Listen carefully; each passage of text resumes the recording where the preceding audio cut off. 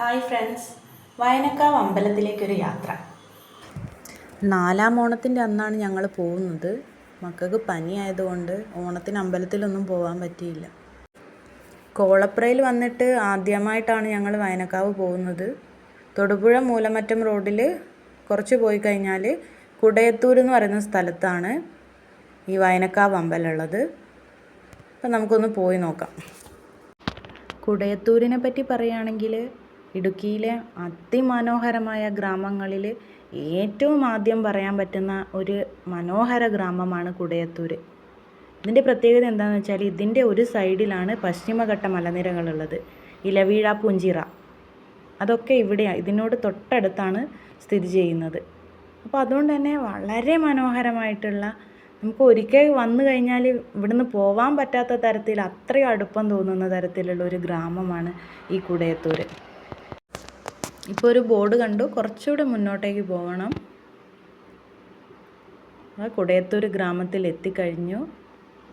ഇനി കുറച്ചുകൂടെ മുന്നോട്ട് പോയാൽ വയനക്കാവ് ദേവീ ക്ഷേത്രത്തിൻ്റെ ഒരു ബോർഡുണ്ട്. ഇവിടുന്ന് ഞങ്ങൾ ഇടത്തോട്ടേക്ക് തിരിഞ്ഞു. അവിടുന്ന് കുറച്ചുകൂടെ മുന്നോട്ട് പോയി.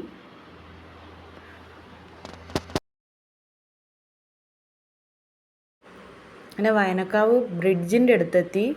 അധികം ഭാരമുള്ള വാഹനങ്ങൾ ഇതിലെ കടന്നു പോകരുതെന്ന് അവിടെ എഴുതി വെച്ചിട്ടുണ്ട്. ഇതാണ് വയനക്കാവ് ബ്രിഡ്ജ് വ്യൂ പോയിൻ്റ്. സാധാരണ നമ്മൾ പുഴയും ഒക്കെ കാണുന്നത് പോലെയല്ല. ഇത് വളരെ ഒരു പ്രത്യേകതയാണ്. ചുറ്റും മലകളും പച്ചപ്പ് നിറഞ്ഞു നിൽക്കുന്ന അതിമനോഹരമായിട്ടുള്ളൊരു വ്യൂ ആണിത്. ഇവിടെ വരികയാണെങ്കിൽ ഈ സ്ഥലം ഒരിക്കലും മിസ് ചെയ്യാതിരിക്കുക. നമ്മൾ വയനക്കാവിലേക്കുള്ളൊരു ചെറിയൊരു ഷോർട്ട് വഴിയിലൂടെ കയറിയിട്ടുണ്ട്. ഇവിടെ ഭയങ്കര പോസിറ്റീവ് എനർജി എന്ന് വെച്ചാൽ നമുക്ക് കണ്ണിന് കുളിർമ തരുന്ന കാഴ്ച എന്നൊക്കെ പറയില്ല, അതുപോലെ ഇത് നേരിട്ട് തന്നെ കാണേണ്ടതാണ്. അത്രയ്ക്കും എന്താ പറയുക, അത്രയും നമുക്കൊരു പോസിറ്റീവ് എനർജി, പോസിറ്റീവ് വൈബൊക്കെ തോന്നുന്ന അതിമനോഹരമായിട്ടുള്ളൊരു സ്ഥലമാണ് ഈ കുടയത്തൂർ. നമ്മൾ അമ്പലത്തിനടുത്ത് എത്തി. അമ്പലം എന്ന് പറയുമ്പോൾ ഇതിന് അടുത്ത് തന്നെ പുഴയാണ്, പുഴയോട് ചേർന്ന് നിൽക്കുന്ന അമ്പലമാണ്. ഇത് ഭദ്രകാളി ക്ഷേത്രമാണ്. ഇതിൻ്റെ ഉള്ളിലേക്കൊന്നും ക്യാമറ നമ്മൾ കൊണ്ടുപോയി ഫോട്ടോസൊന്നും എടുത്തിട്ടില്ല. ഇതാണ് അമ്പലം. നമ്മൾ പ്രാർത്ഥിച്ച് പുറത്തിറങ്ങിയതാണ്. കുടയത്തൂരിൻ്റെ മറ്റൊരു പ്രത്യേകത, ഒരുപാട് മലയാള സിനിമകൾ ചിത്രീകരിച്ചിട്ടുള്ള സ്ഥലമാണ് കുടയത്തൂർ. കുഞ്ഞിക്കൂനൻ, തുടരും, ദൃശ്യം, അതിലൊക്കെ കുറേ ഭാഗങ്ങൾ നമ്മൾ ഈ കുടയത്തൂരിൽ നിന്നാണ് ഷൂട്ട് ചെയ്തത്. പിന്നെ വേറൊരു പ്രത്യേകത എന്താണെന്ന് വെച്ചാൽ അല്ലു അർജുൻ്റെ ആര്യ ഫിലിമിൽ കാണിക്കുന്ന ഒരു ചെറിയ ഭാഗത്ത് കാണിക്കുന്ന അവർ പുഴയിലേക്ക് ഇറങ്ങുന്ന സീന് ഇതാ ഈ പുഴയിലാണ്, നമ്മളിപ്പോൾ കണ്ടുകൊണ്ടിരിക്കുന്ന ഈ പുഴയിലാണ് അവരിറങ്ങിയിട്ടുള്ളത്. അങ്ങനെ ഒരുപാട് സിനിമകൾക്ക് വേദിയായിട്ടുള്ള സ്ഥലമാണ് നമ്മുടെ കുടയത്തൂർ.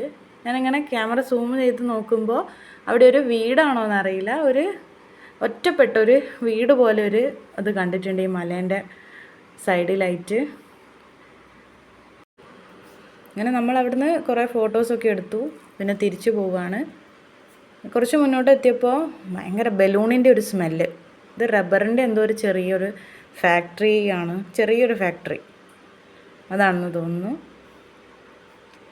അങ്ങനെ പോകുമ്പോൾ പിന്നെയും കാണുന്നത് മൊത്തം മലനിരകളാണ്. ഇത് വേറെ ഒരു വഴിയാണ്. നമ്മൾ ആ പുഴേൻ്റെ ഭാഗവും ആ പച്ചപ്പൊക്കെ കാണാൻ വേണ്ടിയിട്ടാണ് ആ ഷോർട്ട് റൂട്ടിലൂടെ വന്നത്. അങ്ങനെ വീണ്ടും ബ്രിഡ്ജ് വ്യൂ പോയിൻ്റിൽ എത്തിയിരിക്കുകയാണ്. പോകുമ്പം കണ്ടതിനേക്കാൾ മനോഹരമായ കാഴ്ചയാണ് തിരിച്ചു വരുമ്പോൾ കാണുന്നത്. ഇത് കാണുന്ന ആർക്കും ഒന്നിവിടെ വരാൻ പറ്റിയെങ്കിൽ, ഇത് കാണാൻ പറ്റിയെങ്കിൽ എന്ന് എന്തായാലും മനസ്സുകൊണ്ട് ആഗ്രഹിക്കും. അത്രയ്ക്ക് മനോഹരമായിട്ടുള്ള, കണ്ണിന് കുളിർമയേകുന്ന കാഴ്ചയാണ് നമ്മുടെ കുടയത്തൂർ. അപ്പോൾ ഞങ്ങളുടെ വീഡിയോ ഇഷ്ടമായിട്ടുണ്ടെങ്കിൽ ഒന്ന് സബ്സ്ക്രൈബ് ചെയ്തേക്കണേ.